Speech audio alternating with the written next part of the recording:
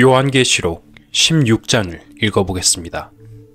보라, 내가 도적같이 오리니 누구든지 깨어 자기 옷을 지켜 벌거벗고 다니지 아니하며 자기의 부끄러움을 보이지 아니하는 자가 복이 있도다.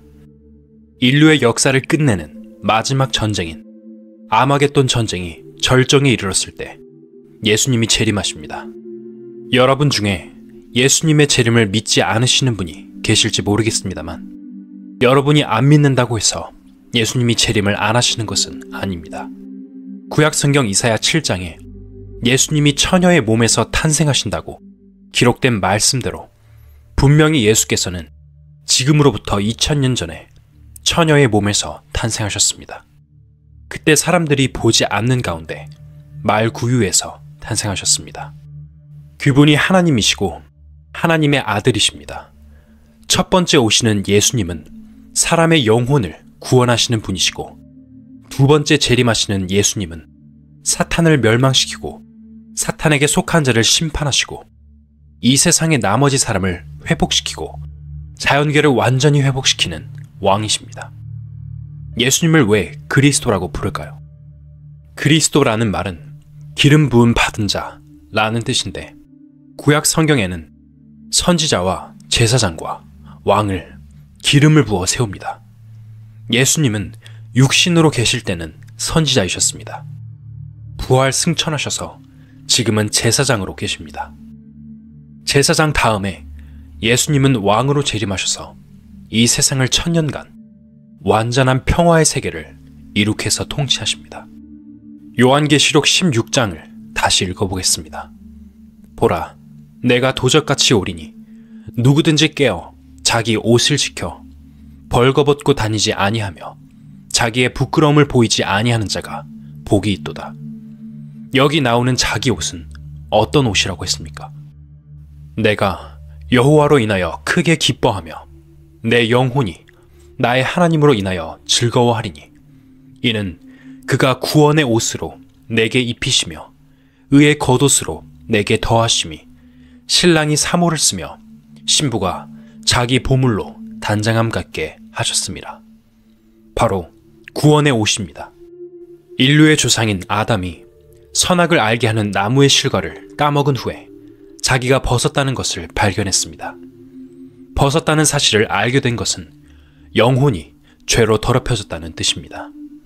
벗은 사람은 부끄럽고, 벗은 사람은 허전하고, 벗은 사람은 불안하고, 벗은 사람은 두렵습니다. 지금 하나님의 구원을 받지 못한 많은 사람들의 영혼도 벗었습니다. 마음속에 불안이 있고, 양심의 가책이 있고, 무엇인지 모르는 갈등이 있고, 무엇인지 모르는 허전함이 있고, 세상을 살아가는 것이 불안합니다. 왜 그럴까요? 바로 영혼이 벗어있기 때문입니다. 구원의 옷을 입으면 허전함, 불안함, 양심의 부끄러움 등 모든 것이 사라집니다. 구원의 옷을 입지 않고 있는 사람은 예수님이 재림하실 때 그 앞에 설 수 없습니다. 분명히 구원의 옷을 입어야 되는 것입니다. 스가랴 14장을 읽어보겠습니다. 여호와의 날이 이르리라. 그날에 내 재물이 약탈되어 너의 중에서 나누이리라. 내가 열국을 모아 예루살렘과 싸우게 하리니 성읍이 함락되며 가옥이 약탈되며 부녀가 욕을 보며 성읍 백성이 절반이나 사로잡혀 가려니와 남은 백성은 성읍에서 끊쳐지지 아니하리라. 요한계시록 16장에 있는 말씀이 구약에도 나타나 있습니다. 예언의 말씀대로 하나님이 열국을 모아 온 세계를 모아 예루살렘과 싸우게 할 때에는 예루살렘이 다시 한번 멸망합니다. 예루살렘이 멸망하고 가옥이 약탈되고 부녀가 욕을 보며 성읍 백성 반이 사로잡혀 갑니다. 그러나 남은 백성이 있습니다. 남은 백성이 구원을 받게 됩니다. 3절을 보겠습니다. 그때 여호와께서 나가사 그 열국을 치시되 이왕 전쟁 날에 싸운 것 같이 하시리라. 여기에 여호와께서 나가사 라는 말이 예수님의 재림을 가리킵니다. 이스라엘 땅에 온 세계 군대가 모여서 아마겟돈 전쟁을 치를 때 예루살렘이 함락됩니다. 그때에 예수님이 재림을 하십니다. 그날에 그의 발이 예루살렘 앞 곧 동편 감람산에 서실 것이요. 예수님이 예루살렘 앞 감람산에 재림하십니다. 그러면 그 전쟁이 다 끝나버립니다. 이것이 세계 역사의 시나리오, 하나님의 시나리오입니다.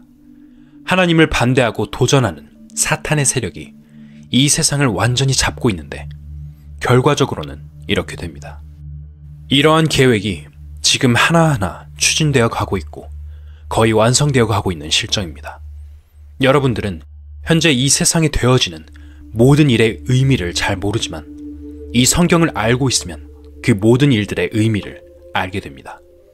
결국은 이렇게 짜여진 하나님의 시나리오대로 이루어지는 것이 이 세상의 역사인 것입니다. 이렇게 해서 인류의 역사는 끝나버립니다. 그렇다고 해서 이 세상에 한 사람도 안 남는 것은 아닙니다. 아직 상당히 많은 사람이 살게 됩니다. 또 내가 하늘이 열린 것을 보니 보라, 백마와 탄자가 있으니 그 이름은 충신과 진실이라. 그가 공의로 심판하며 싸우더라. 그 눈이 불꽃 같고 그 머리에 많은 면류관이 있고 또 이름 쓴 것이 하나가 있으니 자기밖에 아는 자가 없고 또 그가 피 뿌린 옷을 입었는데 그 이름은 하나님의 말씀이라 칭하더라.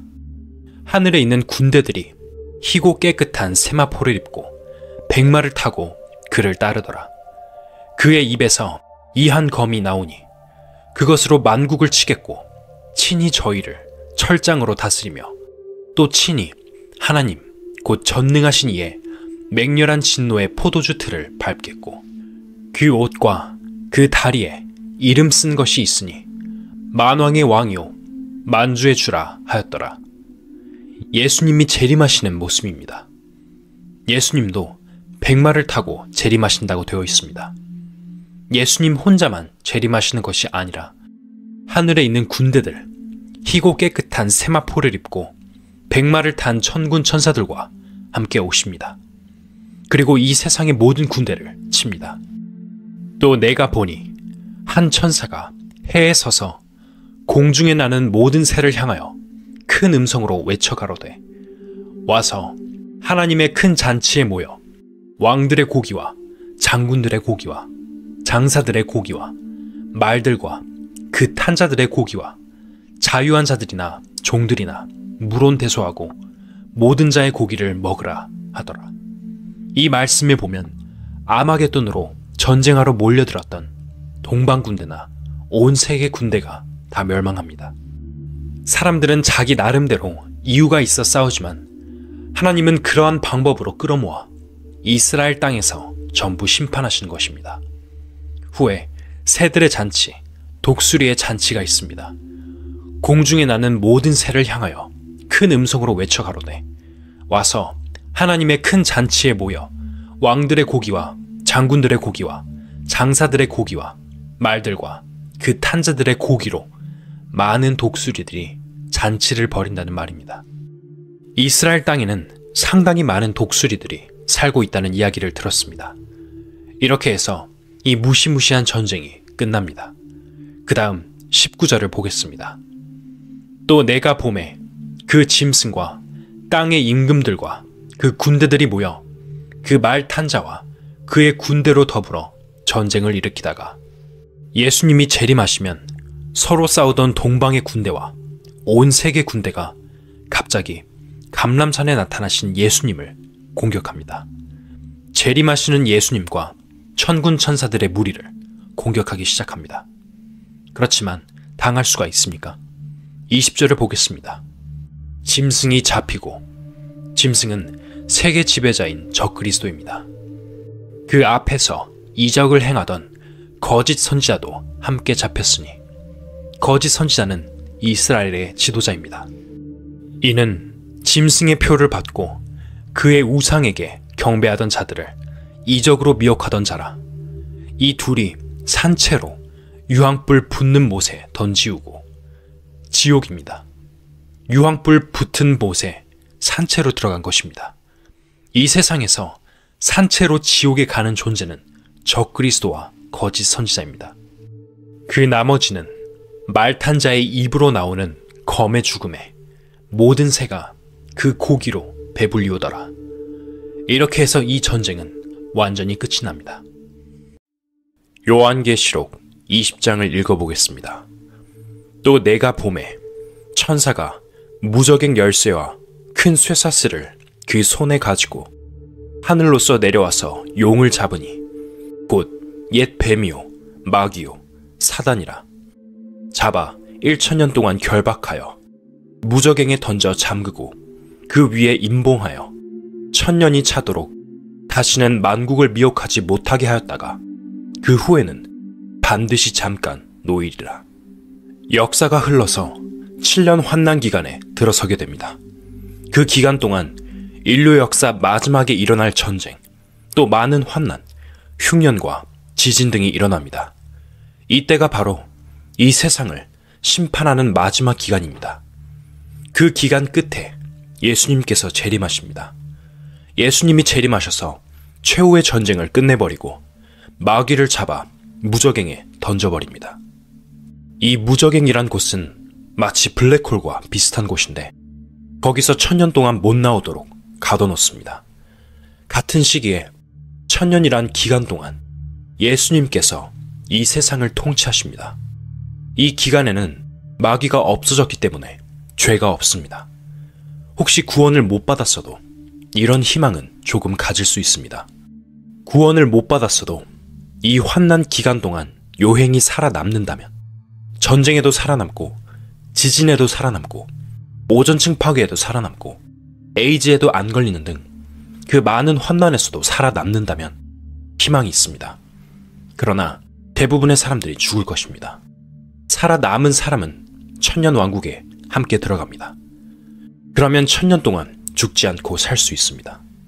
이런 이야기를 들으면 대부분의 사람들은 이 성경이란 것은 믿을 수 없다고 생각할 것입니다.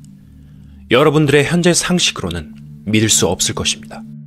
그렇지만 그때 이 세계에는 사람의 생명을 해치는 모든 요소가 다 없어집니다. 다시 말하면 에덴 동산이 복구되는 것입니다. 인간이 타락하기 전에 에덴 동산에는 사람을 해치는 요소가 전혀 없습니다. 사람의 생명을 단축시키는 요소도 없었습니다.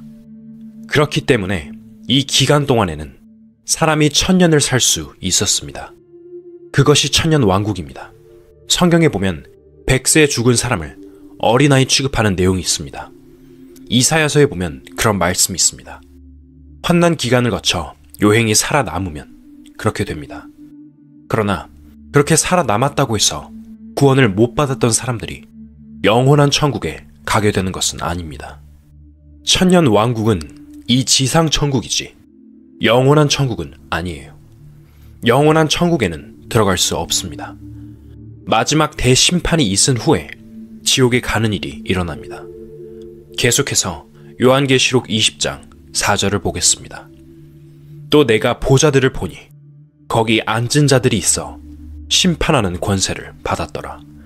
또 내가 보니 예수의 증거와 하나님의 말씀을 인하여 목배임을 받은 자의 영혼들과 기독교 역사 속에는 굉장히 많은 거듭난 그리스도인들이 목배임을 받았습니다. 예수를 믿는다는 이유로 화형을 당하고 단두대에 목이 날아간 사람들이 굉장히 많습니다. 순례하는 교회라는 책을 보면 침례를 받았다는 이유 하나로도 많은 사람들이 죽은 내용이 있습니다. 또 짐승과 그의 우상에게 경배하지도 아니하고 이마와 손에 그의 표를 받지도 아니한 자들이 살아서 그리스도로 더불어 1000년 동안 왕노릇하니 예수님이 재림하시는 그 시점에서는 표를 안 받고 죽은 사람들이 전부 다 부활을 해서 예수님과 함께 왕노릇하게 됩니다. 구원 받은 사람들은 다스리는 위치에 있고 구원을 못 받은 사람들은 국민의 위치에서 다스림을 받습니다. 다스림을 받는 사람들은 구원을 못 받고 살다가 천년왕국에 들어간 사람들이고 구원 받은 사람들은 부활해서 이 왕국에 들어가는 것입니다. 이 기간이 1000년인데 그때는 이 세상에 내려졌던 땅의 저주가 풀립니다. 아담이 선악과를 따먹었기 때문에 이 땅이 저주를 받았는데 그 저주가 다 풀립니다. 농사를 지을 때 곡식 씨를 뿌리면 아무런 해가 없습니다. 논 한마디기에 몇백 섬이 날지도 모릅니다. 굉장히 풍요로운 그런 시대가 됩니다. 모든 자연계가 다 복구되니까요. 온 천하 만물이 노래를 부르는 천년 왕국입니다. 그 나머지 죽은 자들은 그 천년이 차기까지 살지 못하더라. 그 나머지 죽은 자란 구원을 못 받고 죽은 사람입니다. 그들은 이 환난 기간에 살아남지 못합니다. 하지만 마지막에 가서 살아납니다. 이 세상에 태어났던 모든 사람이 다 살아납니다.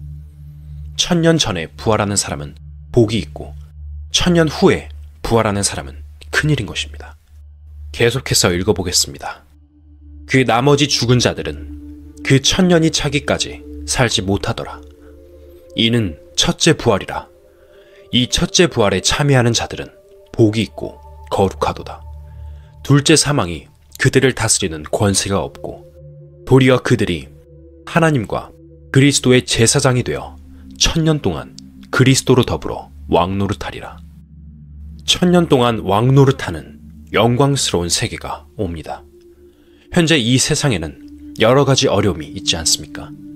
경제적인 파탄, 자연계의 공해, 질병의 유행, 사람들의 마음이 자꾸 악해지는 것 등입니다.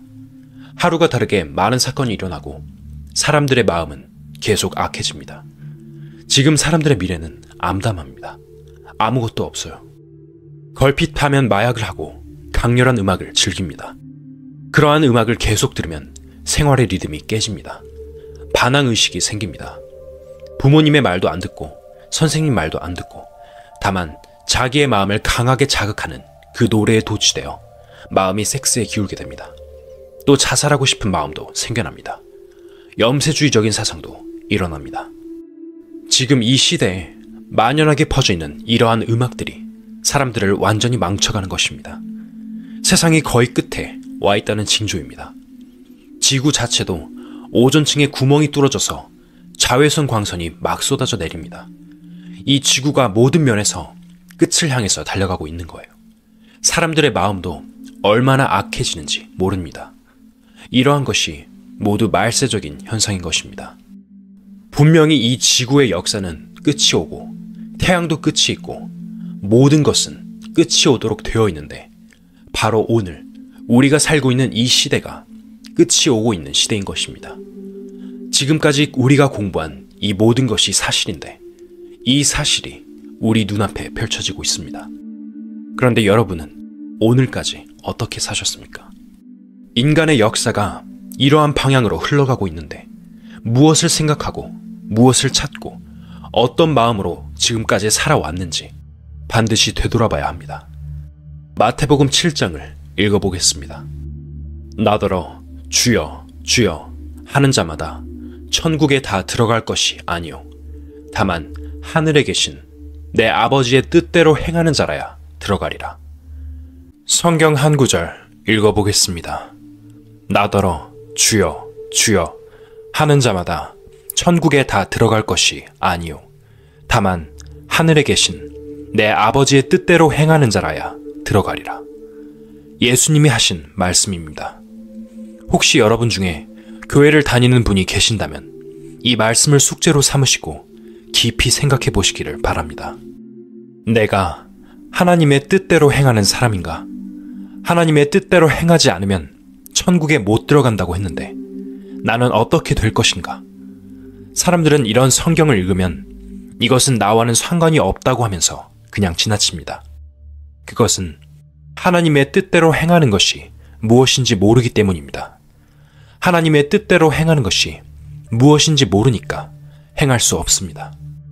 우리는 성경 말씀에서 이러한 문제가 일어나면 끝까지 캐보아야 됩니다. 어떻게 사는 것이 하나님 뜻대로 행하는 것인지 알아봐야 합니다. 22절을 읽어보겠습니다. 그날에 많은 사람이 나더러 이르되 주여 주여 우리가 주의 이름으로 선지자 노릇하며 주의 이름으로 귀신을 쫓아내며 주의 이름으로 많은 권능을 행치 아니하였나이까 하리니. 여기 보면 그 날에 라는 말이 있습니다. 그 날이 언제일까요? 바로 예수님이 재림하시는 날을 말합니다. 그날 사람들이 예수님 앞에 나타나서 주여, 우리가 주의 이름으로 선지자 노릇하며 라고 합니다. 주의 이름으로 선지자 노릇한다는 것은 이 성경을 들고 설교를 했다는 것입니다. 설교는 하나님의 말씀을 전하는 것입니다. 저도 과거에 거짓 선지자, 위선자였습니다. 주의 이름으로 귀신을 쫓아내며 저도 구원받기 전에 귀신을 2번 쫓아내봤습니다. 대구 근방 경신읍 교회에서 심호할 때인데 처녀가 귀신이 들렸습니다. 그래서 여러 사람을 데리고 갔습니다. 찾아가니까 그 처녀가 귀신이 들려서 별별 허튼 소리를 다 해요. 우리는 둘러앉아서 찬송가를 부르고 기도도 했습니다. 하루쯤 그렇게 하니까 귀신이 간다, 간다, 간다 라고 말했습니다. 안 가면서 간다고 속이는 것입니다. 계속 찬송가를 부르고 기도했더니 3일쯤 지나니까 처녀가 넘어지더니 조용해졌습니다. 귀신이 나갔습니다. 귀신을 쫓아내려면 잠을 안 재우면 됩니다. 정신병자나 뇌에 이상이 있는 사람은 어떻게 해서든 잠을 재워야 하지만 귀신 들린 사람에게는 정반대로 해야 합니다. 잠을 안 재워야 합니다. 잠을 자려고 하면 자꾸 깨워서 재우지 않으면 적어도 일주일 안에는 아무리 독한 귀신이라도 나가버립니다. 그것이 귀신 쫓아내는 방법입니다. 그 후에 어떤 아주머니가 귀신에 들렸는데 또 가서 그렇게 했습니다. 그래서 귀신은 쫓아냈습니다만 저는 그때 구원을 못 받은 사람이었습니다. 구원도 못 받았으면서 귀신을 쫓아냈습니다. 그것이 바로 저였습니다. 주의 이름으로 많은 권능을 행치 아니하였나이까 하리니. 이 말씀은 손을 얹어 기도하면 병이 탁 꺾어져 나가는 것을 가리킵니다. 사람에게는 영, 혼, 육신이 있습니다. 제일 깊은 곳에 영이 있고 그 다음에 혼이, 육신은 제일 밖에 있습니다. 육신과 혼은 가깝습니다. 영은 양심의 활동을 합니다. 육신의 병을 고치려면 혼을 자극시키고 정신을 통일시키면 됩니다. 몇십 년쯤 전에 우리나라에 유리 겔라라는 이스라엘 청년이 와서 텔레비전 방송에 나왔었습니다. 그는 젓가락이나 숟가락을 앞에 놓고 꿰뚫어 보면 자연이 휘어진다고 했습니다.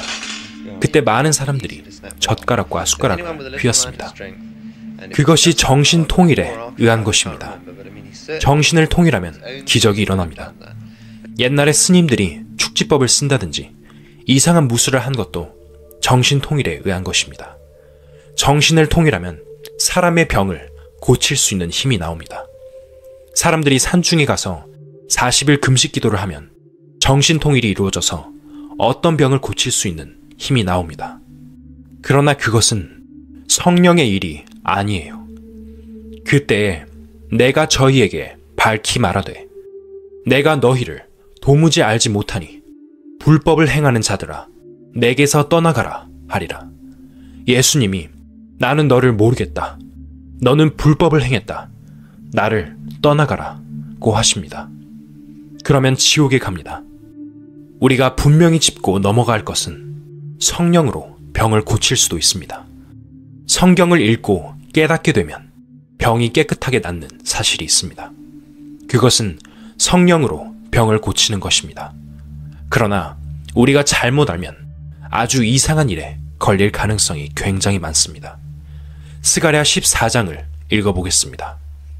그 날에 그의 발이 예루살렘 앞 곧 동편 감람산에 서실 것이요. 감람산은 그 한가운데가 동서로 갈라져 매우 큰 골짜기가 되어서 산 절반은 북으로 절반은 남으로 옮기고 그 산 골짜기는 아셀까지 미칠지라. 너희가 그의 산 골짜기로 도망하되 유다왕 우시야 때에 지진을 피하여 도망하던 것 같이 하리라. 나의 하나님 여호와께서 임하실 것이요 모든 거룩한 자가 주와 함께하리라. 적그리스도에게 이마나 손에 표를 받으면 지옥에 가고 표를 안 받으면 사고 파는 행위를 할 수 없으니까 먹고 살 수 없게 됩니다. 표를 받아도 안 되고 안 받아도 안 되게 되었습니다. 표를 안 받으면 생존권이 없어집니다. 어떻게 해야 할까요? 그때 사람들은 이런 큰 갈등을 겪게 됩니다. 역사가 이렇게 흘러서 세상 마지막 전쟁인 아마겟돈 전쟁이 끝이 나면 그 날에 그의 발이 예루살렘 앞 곧 동편 감람산에 서실 것이요 라는 말씀대로 예수님이 감람산에 재림하십니다. 나의 하나님 여호와께서 임하실 것이요 바로 예수님의 재림입니다. 그 다음에 모든 거룩한 자가 주와 함께하리라 라고 했는데 이 말은 천사들뿐만 아니라 주님이 오실 때 같이 오는 사람들이 있다는 뜻입니다. 예수님이 십자가에 돌아가시고 부활, 승천하셨습니다. 그 다음에 성령이 오셨습니다. 현재 이 세상에는 성령이 계십니다. 성령이 계시기 때문에 사람들이 구원받는 역사가 있습니다. 성령이 없으면 구원을 못 받습니다. 고린도후서 6장 2절에 보라, 지금은 은혜 받을 만한 때요.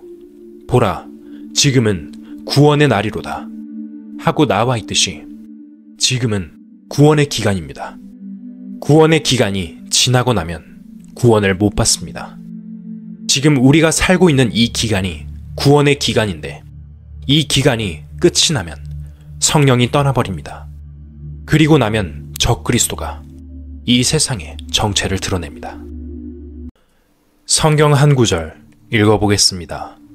저는 대적하는 자라 범사에 일컫는 하나님이나 숭배함을 받는 자 위에 뛰어나 자존하여 하나님 성전에 앉아 자기를 보여 하나님이라 하느니라.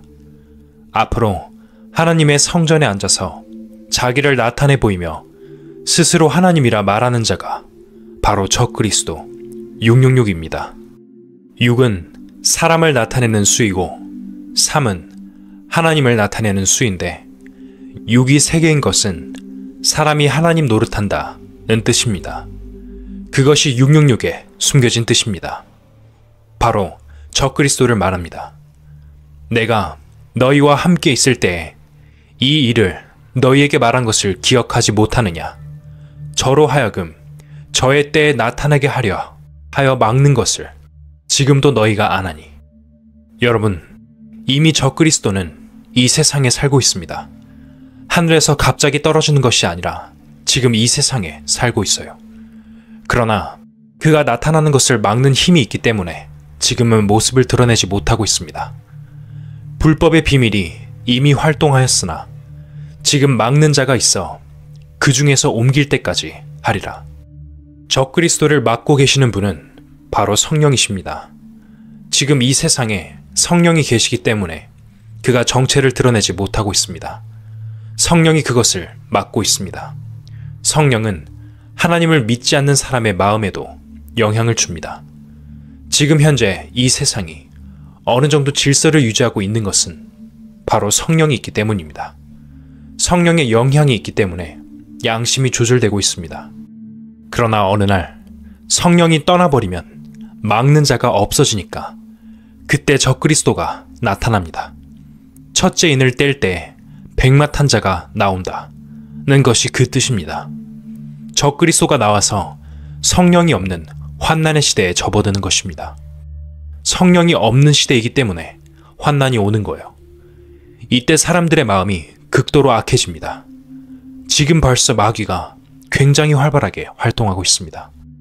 차츰차츰 이 세상은 악해지고 사람들의 마음도 점점 더 악해지고 있습니다.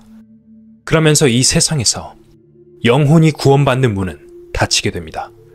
많은 사람들이 먹고 마시고 춤추는 쾌락에 완전히 도취되었기 때문에 지금 세상은 이 진리에서 아득히 멀어지고 있습니다. 성경 집회를 해도 과거에는 굉장히 많은 사람들이 모였는데 지금은 잘 모이지 않습니다. 그만큼 사람들의 마음이 점점 더 악에 감염되어 가고 있고 사단의 지배를 훨씬 더 많이 받고 있기 때문입니다. 그러다 어느 날 성령이 떠나버리면 적그리스도가 정체를 드러냅니다. 데살로니가후서 2장 7절부터 읽겠습니다. 불법의 비밀이 이미 활동하였으나 지금 막는 자가 있어 그 중에서 옮길 때까지 하리라. 그때 불법한 자가 나타나리니 그 중에서 옮긴다는 것이 무슨 뜻일까요? 막는 자, 즉 성령이 떠나가실 때 성령이 있는 사람, 성령을 받은 사람, 성령으로 거듭난 사람을 옮겨갑니다. 이러한 일이 벌어지고 나서 적그리스도가 출현합니다. 그때 불법한 자가 나타나리니 주 예수께서 그 입의 기운으로 저를 죽이시고 강림하여 나타나심으로 패하시리라. 그 다음에 예수님이 오셔서 요한계시록 19장에 있는 말씀대로 그를 잡아 지옥에 던집니다. 몇십 년 전에 다미 선교회에서 휴거란 말을 했었습니다. 그 사람들은 날짜를 짚은 것도 틀렸고 거듭나지도 않았기 때문에 공중들림을 받을 자격도 없었습니다.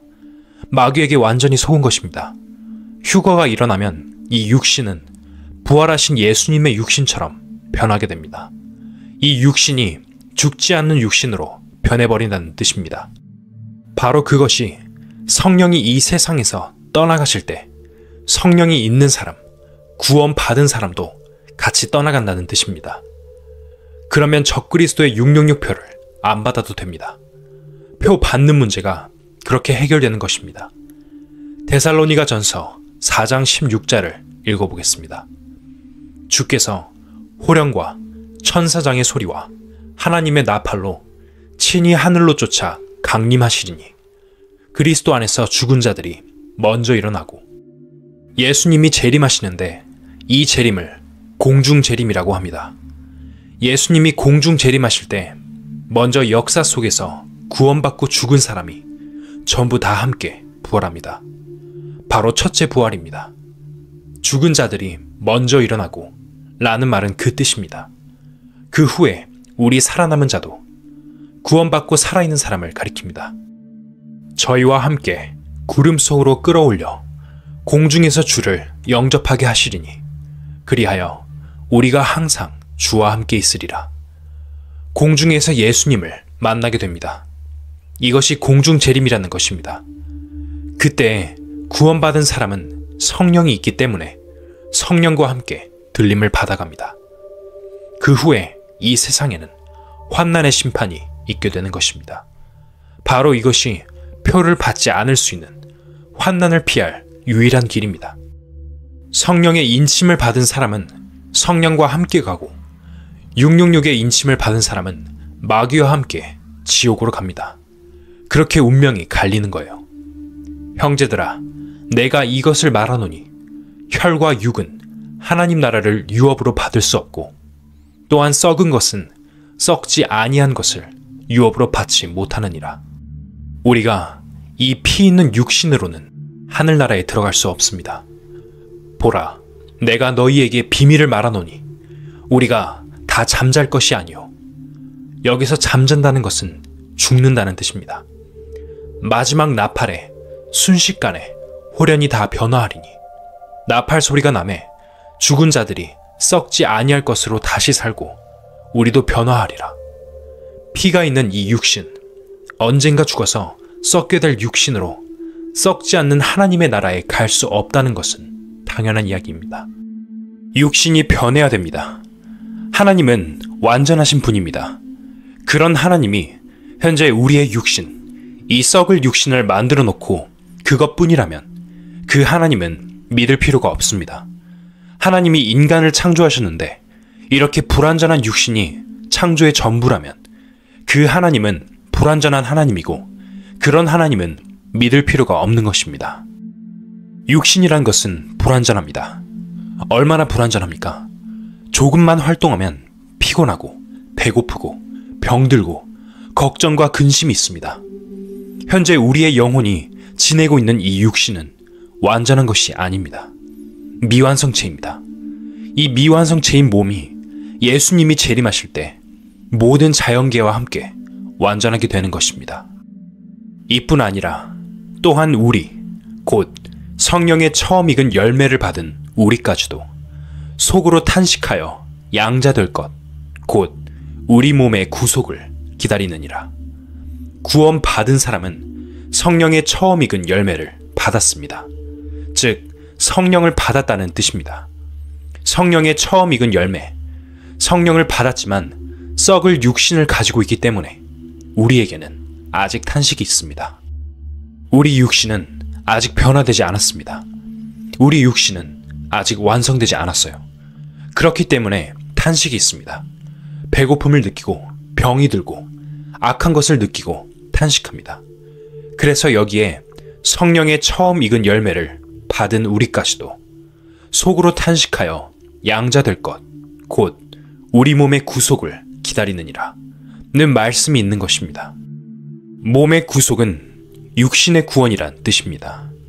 우리 육신이 구원되는 시기가 오는 것입니다. 그때 비로소 하나님께서 뜻하신 구원이 완성됩니다. 현재 구원받는다는 것은 영혼의 구원이지 육신의 구원은 아닙니다. 우리 육신의 구원은 따로 있습니다. 성령으로 거듭난 사람은 어느 시점에 가면 한꺼번에 육신의 구원을 다 받게 됩니다. 그때 우리는 하나님이 완전한 하나님이신 것을 알게 됩니다. 우리가 인간의 상식대로 하면 하나님의 일이지만 이해되지 않는 부분이 있습니다. 그러나 그것은 우리가 모르고 있는 것이지 하나님이 잘못해서 그런 것이 절대 아닙니다.